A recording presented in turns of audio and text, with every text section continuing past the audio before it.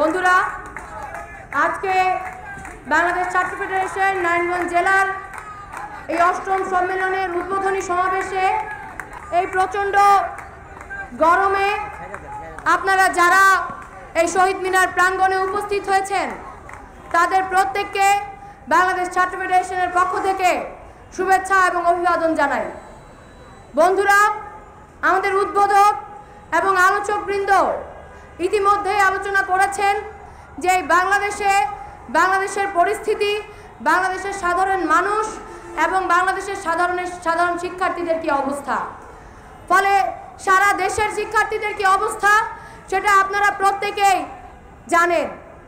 আমরা বলতে চাই নারায়ণগঞ্জ নিয়ে, আমরা আমাদের ব্যানারে ইতিমধ্যেই লিখেছি আমাদের প্রধান দাবি, সেটি হচ্ছে নারায়ণগঞ্জের সরকারি তোলারাম কলেজ এবং সরকারি মহিলা কলেজ সহ নারায়ণগঞ্জের প্রত্যেক শিক্ষা প্রতিষ্ঠানে ছাত্রছাত্রী সংসদ নির্বাচন।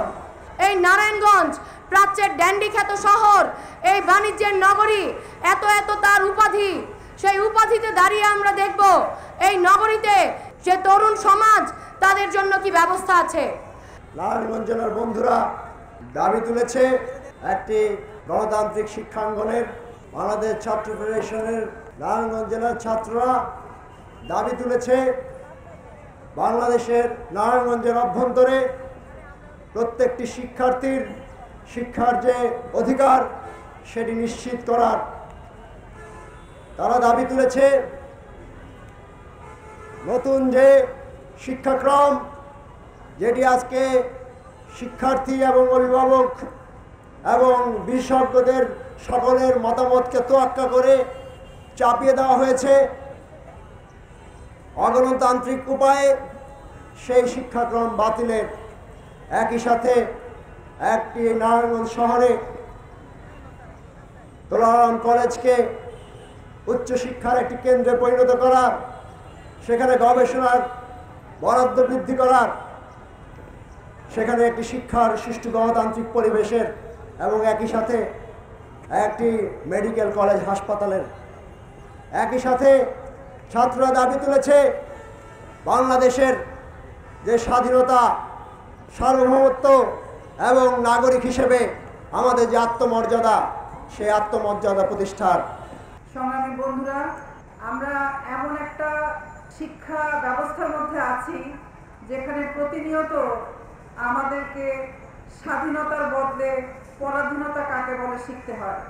সার্বভৌমত্বের বদলেও আমাদেরকে পরাধীনতাকে গলার মালা হিসাবে যাতে আমরা বরণ করি, আমরা যাতে মাথা উঁচু করে না দাঁড়াই, সেই শিক্ষাই আমাদেরকে এই শিক্ষা ব্যবস্থা দিচ্ছে।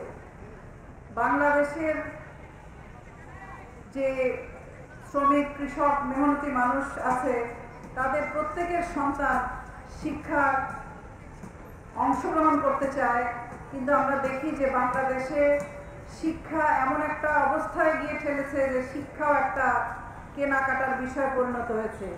যার পরিবারের অর্থ সামর্থ্য আছে সে শিক্ষা পাচ্ছে, কিন্তু আমাদের দেশের অধিকাংশ শ্রমিক, কৃষক, মেহনতি মানুষ, রিক্সাওয়ালা, ঠেলাওয়ালা, গার্মেন্টস শ্রমিক, কৃষক, তাদের সন্তানরা একটা সময় শিক্ষা থেকে ঝরে পড়ছে।